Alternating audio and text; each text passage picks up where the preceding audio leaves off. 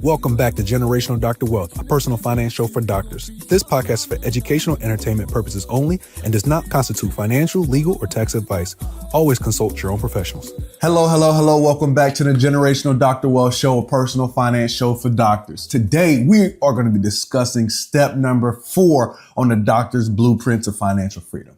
And this episode is going to be focused on one main thing: building our freedom fund. And as a quick recap, step number 1, we want to make sure we have all the proper insurances in place.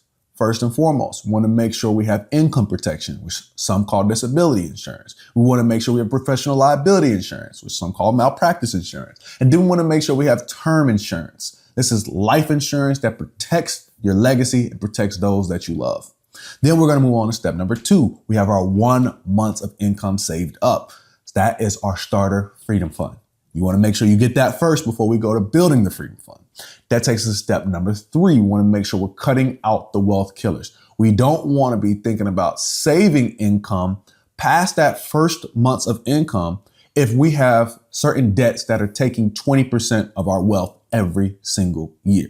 Not good. So now when we get to 3 to 6 months of income, this is when the script changes. See, step number 1 through 3 were more focused on the foundation.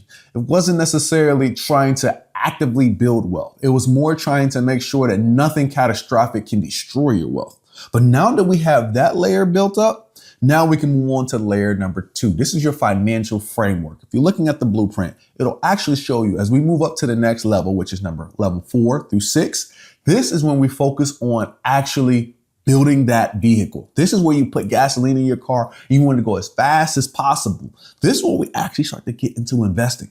But before we start the investing, we have to do step number 4, which is make sure we have that 3 to 6 months of income put aside. So now listen, there's going to be one main moniker that I continue to repeat when it comes to this step, and it is protection and freedom. That is what step 4 is focused on.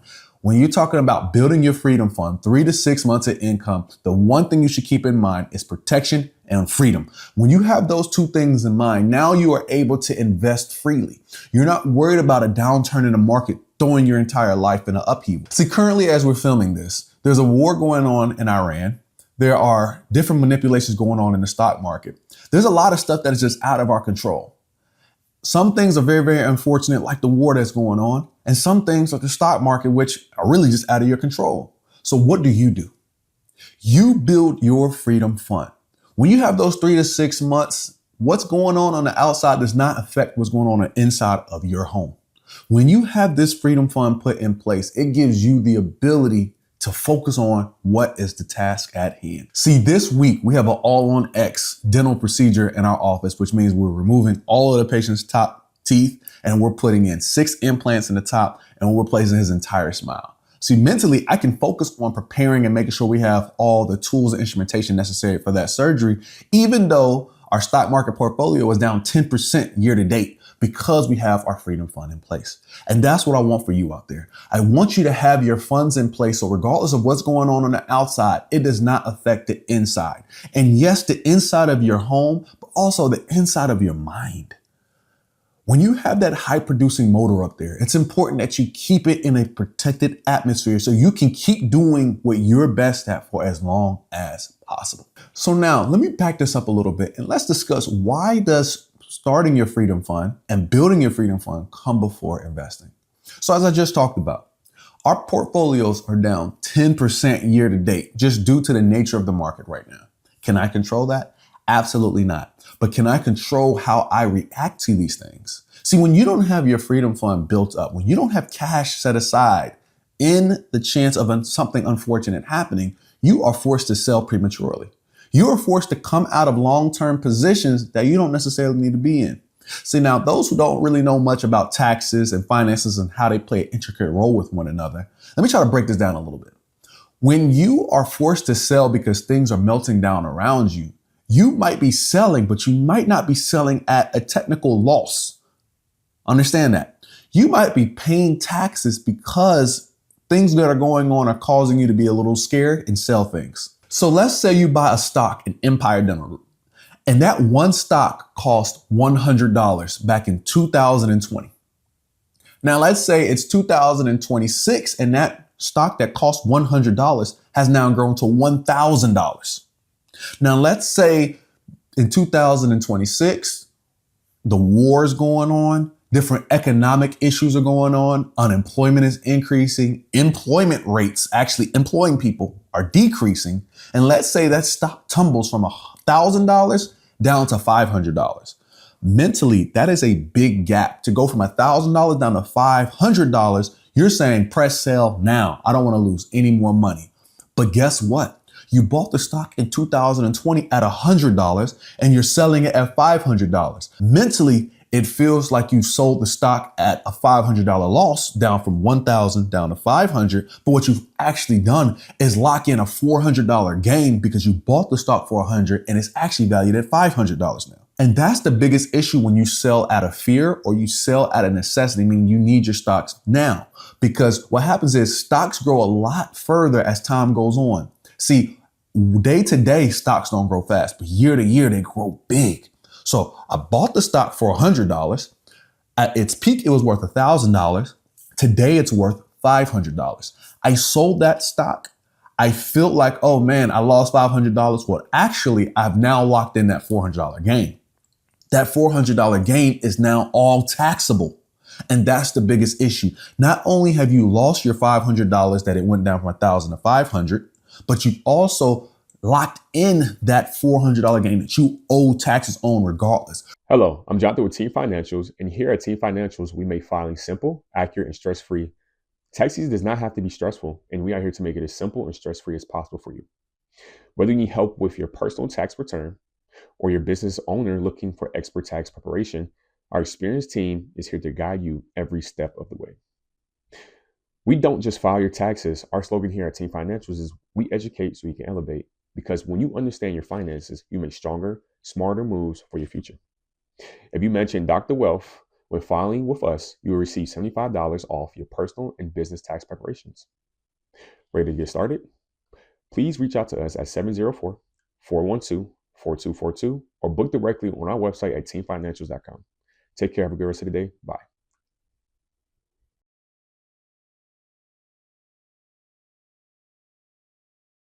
So what happens now is you end up selling that stock at 500. And now if it shoots back up to 600 and you have FOMO and you buy back in, that is literally the worst scenario you can possibly do. So let me try to recap everything that just happened. You bought the stock for $100. It peaked at $1,000. You sold it at $500. When you sell it at $500, you have now locked in a $400 gain. Then you end up buying the same stock that you sold at $500 for $600 because it's going back up. Understand, this is why wealth is destroyed when it comes to investing. If you do not have cash set aside to stop you from going in and out of the market. See, a lot of us always hear, like when it comes to stock market, buy low, sell high. I'm going to be honest with you. You never really know what the low point is. You never really know what the high point is. And if you did, you would not be practicing medicine. You wouldn't be a doctor. You would just be doing stocks full time. Because we like helping people, there's no way we can focus on these charts day and night. So my goal for each and every one of you out there is to make sure you have the cash set aside to make sure that when turbulence does come to the market, that you are prepared. See, most people don't realize year to year, stocks tend to decline at least 10 to 15%. That's normal. See, this year, we're already down 10%. See, think about last year, 2025. Did stocks go down? No, we finished at a 20% increase. But remember, back in April, whenever the tariffs came in, the stock market tanked 20+%. People thought it was completely over, but we rallied. In 2020, when stock market was going towards an all-time high, COVID came and it crashed. But that year, the stock market still finished up 15 to 20%. See, the thing about the stock market is it is unforgiving and it is turbulent. And the only way we can protect against that is this step here. We have to make sure we have our freedom fund built. We have to make sure we are protected, because as we are building this freedom fund, we're actually building up the bracers that's going to brace us when the economy changes, that we can stay in as long as possible. So we don't end up buying a stock at $100, selling it at $500, and then buying again at $600. We're actually able to stay in and weather the changes. See, now we've talked about economic factors that can play a role into our personal finances, especially when it comes to investing. But let's talk about personal factors that can affect our ability to stay in the market and stay in our investments for the long term. Let's talk about practice slowdowns. Back in 2020, whenever COVID hit, people didn't know it was coming, but it slowed everything down. See, now you might have been used to making $100,000 a month in revenue in your practice, but that slowly decreased to about $10, maybe even $0 per month. And it happened like that, no warning. We don't know what's coming next, but I promise you, unfortunately, something is coming. I don't know how big, I don't know how small, but the only way to protect against it is by having this freedom fund in place. I hope whatever's coming is not nearly as deadly as what's come in the past, but I'm telling you, even if it's not something that affects the entire world like COVID does, it's going to be something that affects you personally. It could be a job loss. It could be, unfortunately, a medical related issue.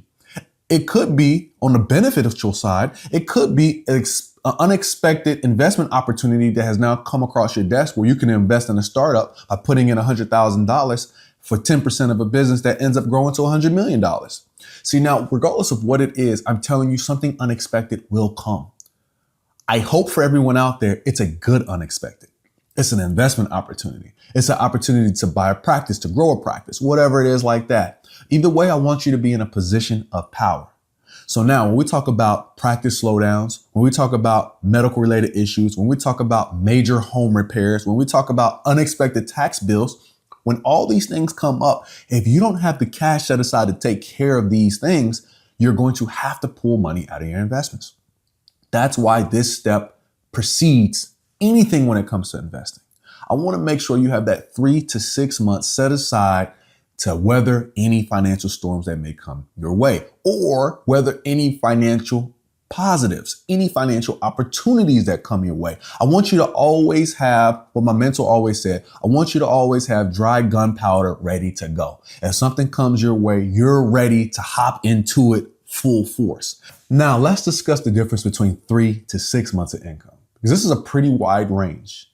The best way to go about thinking of this, if you're on a 3-month side of things, then usually either going to be a solo income earner, meaning it's just going to be you and probably no kids. Once you start thinking about bringing kids into it or other dependents, you want to start making sure that the Freedom Fund actually not just for you, but for those as well. But let's just go with that for now.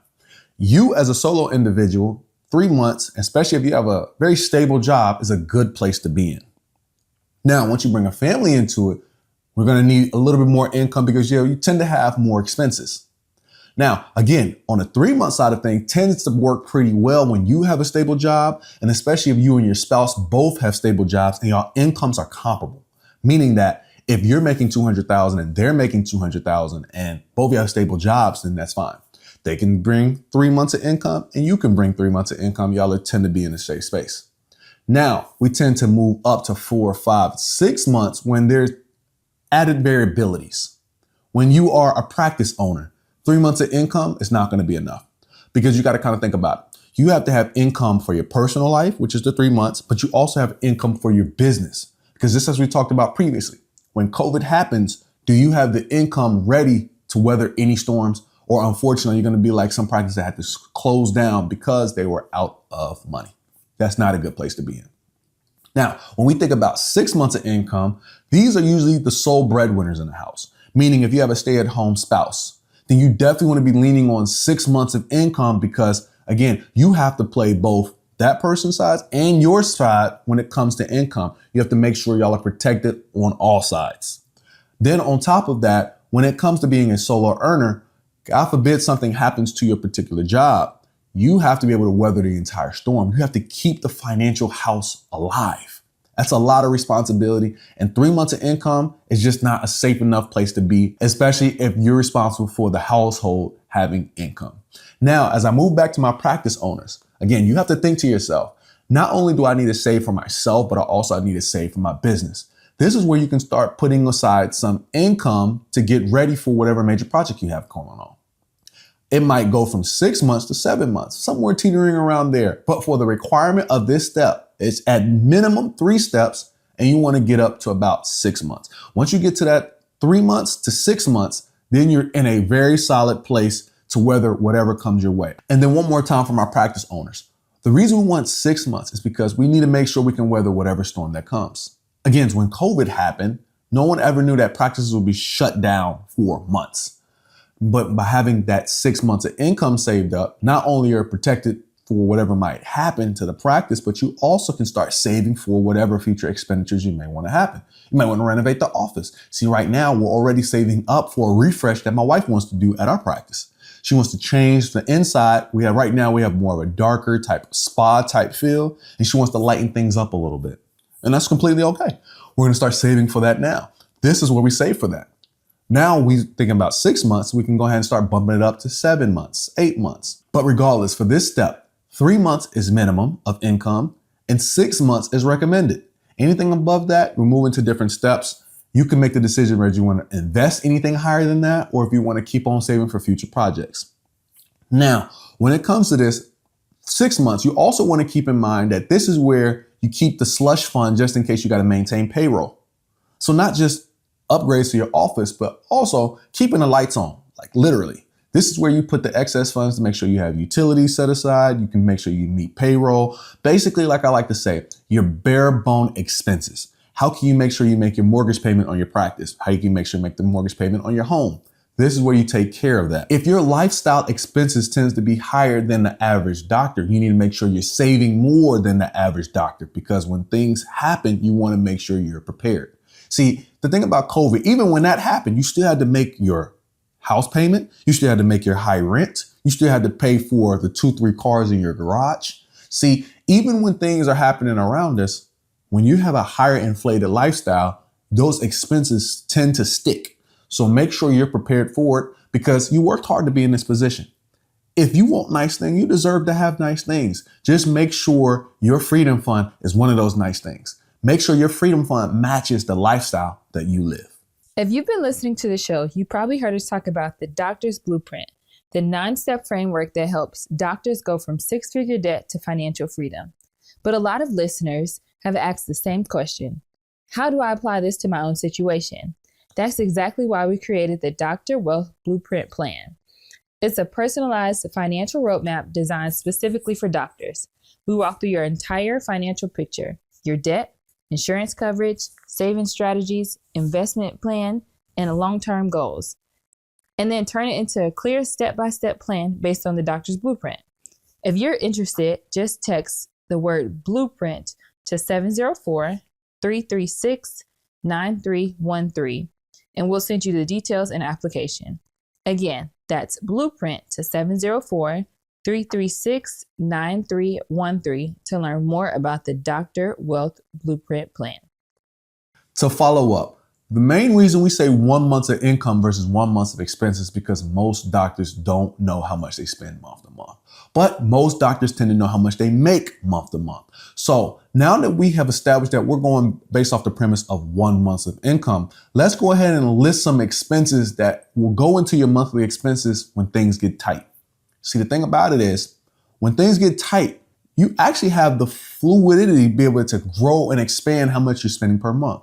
When things are great, you can spend on all the normal things. But just like when COVID came down, people had to tighten up their finances and people were able to save. Believe it or not, that was the highest saving rates Americans have had in decades because people realized I don't have to travel everywhere. I don't have to eat out all the time. I can actually save a lot more than I need to. So let's list some expenses that will go towards your monthly expenses regardless. These are things you have to spend to make sure you keep a comfortable lifestyle. Number 1, your mortgage or your rent. That has to be paid regardless. When it comes to your utilities, when it comes to your light, your gas, your water, regardless. Then it comes to your insurances. Regardless of what's going on in the world, make sure you maintain those 3 core insurances that we have in step 1 when it comes to your professional liability insurance, when it comes to your income protection, when it comes to your life insurance policy. These are not areas that you want to constrain and cut off when things get tight financially. Next, food. You have to eat. Make sure you're eating in a way that's healthy and you're maintaining your current physique or the desired physique that you're going for. And last but not least, payroll. Because as a business owner, regardless of what's going on, unless you're moving your employees to a furloughed position, you're going to have to continue to maintain those payments in the meantime. Again, when COVID came down, owners were able to furlough their employees, but before they knew how to properly do that, they had to keep floating payroll for at least 2 to 4 weeks in that meantime. Make sure you have that income saved up. Now let's move to some expenses that often tend to be a part of the monthly budget, but are not necessarily mandatory when things get tight. These are your vacation budgets. Again, vacations are important. I want to make sure you're getting out at least on an annual basis, but preferably I want you to go out on a quarterly basis. Take a quarterly trip for you and your loved ones to make sure you actually can stay free of mind when you're providing the kind of service and care that you are to your patients. But when things do get constrained, that monthly budget that you're putting aside for your vacations, that can go away, can go into more important areas. Next, eating out.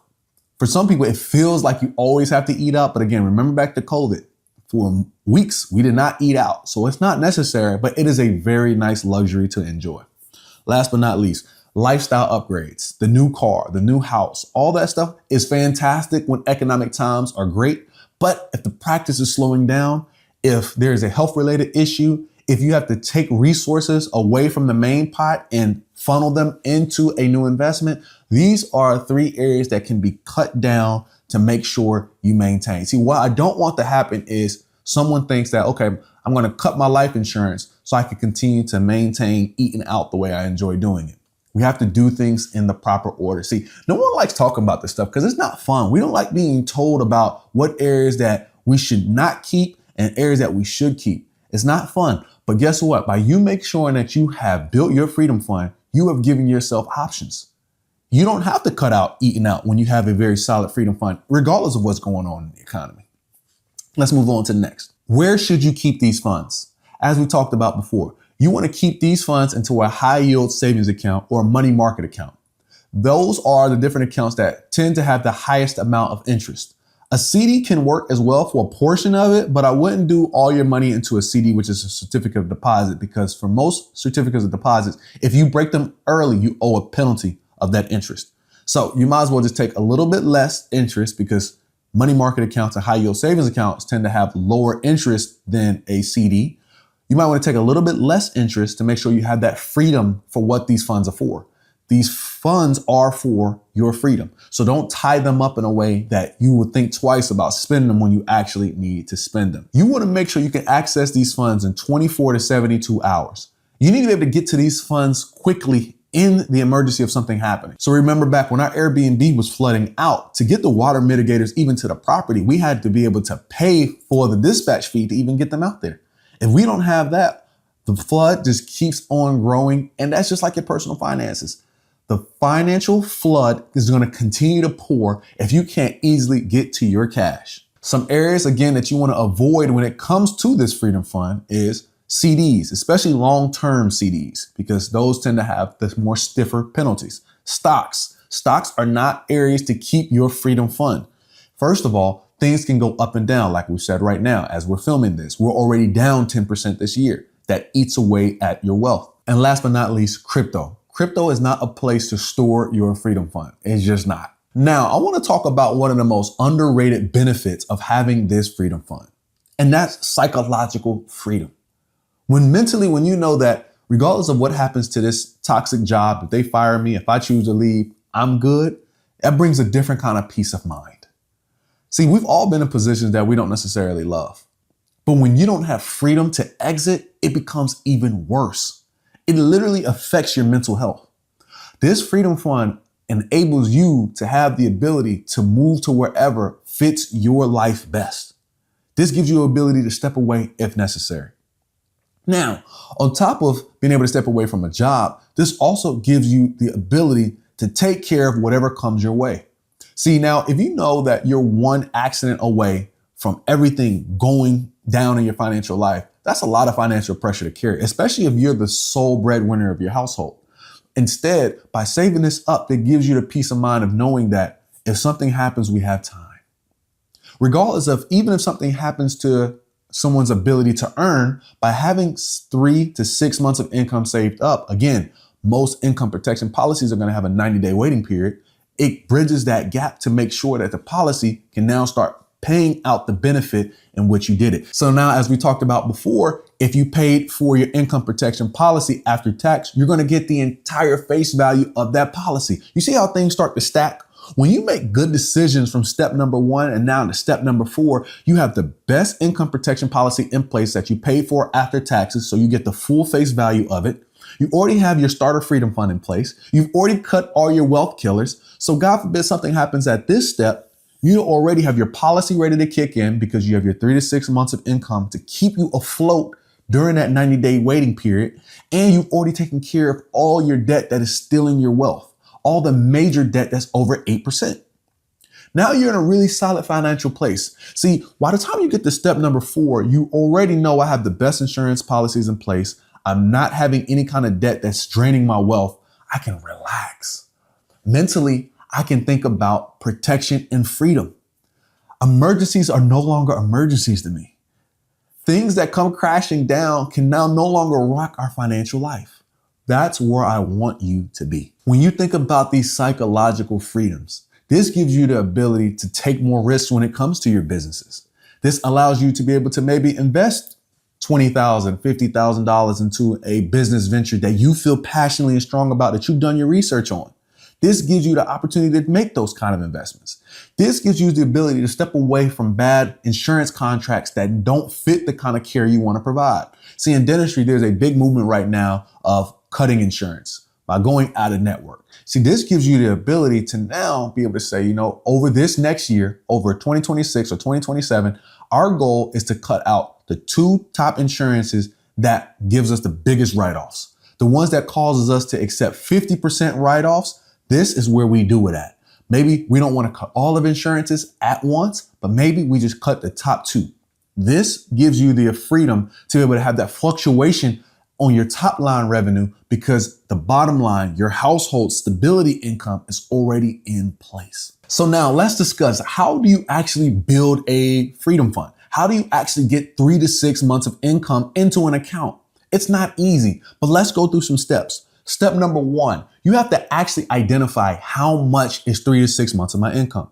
How much do I actually need to save up? So let's just think about it like this. If I make $10,000 a month, I know I need to have at least $30,000 to about $60,000 saved up. But guess what? You don't have to actually save $30,000 to $60,000 of income, because if you're at step number 4, you've already done step number 2. Remember, step number 2 is start your freedom fund. So you already have 1 month saved up. So you're really at this point only saving 2 to 5 months of income. That's the beautiful part about it. Again, these steps start to stack on one another. When you do one step right, it makes the next step a little bit easier. Let's get into how you move into it. Again, step number 2, you want to automate transfers. Whenever you get paid, you want to pay your freedom fund. If you get paid bi-weekly, then pay your freedom fund bi-weekly. Make sure it's an amount that actually gets you to where you want to get to. You have 6 to 12 months to build this freedom fund. You don't want to take years to get to the point that you have 3 to 6 months saved out. See, this is where short-term pain results in long-term gain. You might have to decrease your lifestyle in a little bit. We might not have to go on that vacation. We might not be able to eat out every day we actually want to. We need to be able to get this income saved up and saved up quickly, because we don't know when the next situation is going to happen. We don't know when the next great investment is going to come our way. We don't know when the next COVID is going to come our way. Save these funds up quickly and store them safely. Now, step number 3, once you identify how much you need to save, and you already have weekly transfers, bi-weekly transfers, however you're getting paid, you have those automated transfers coming out that is going into your fund. Now you get to supercharge it. Anytime you have excess funds come your way, you want to make sure you use this as an opportunity to supercharge your freedom fund.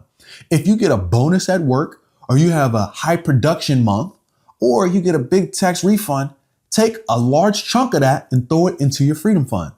For me, I like to throw the entire thing into the freedom fund to make sure I have that secure and I can move on to the next step. Let's not move on to step number 5, investing, until we get this thing done. And if you're anxious to get to that step of investing like I am, use these opportunities, these large chunks of money that come your way, to supercharge your freedom fund.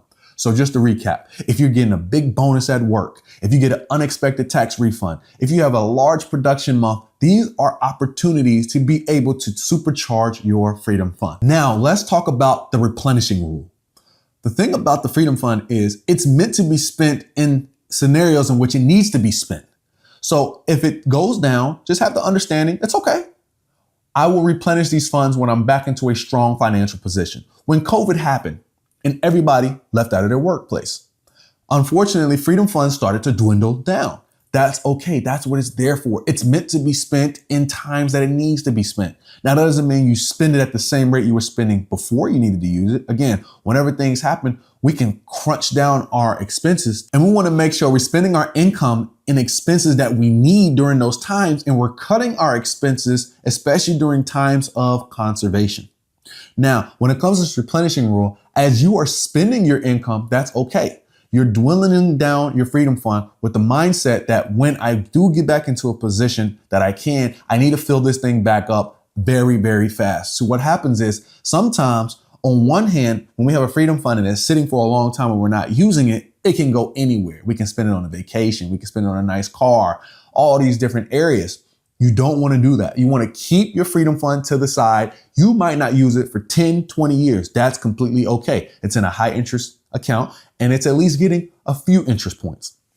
Now, on the other hand, if you do need to spend it, if you need to make the deductible on your health insurance, you do need to make the deductible on your homeowner's insurance, that's okay.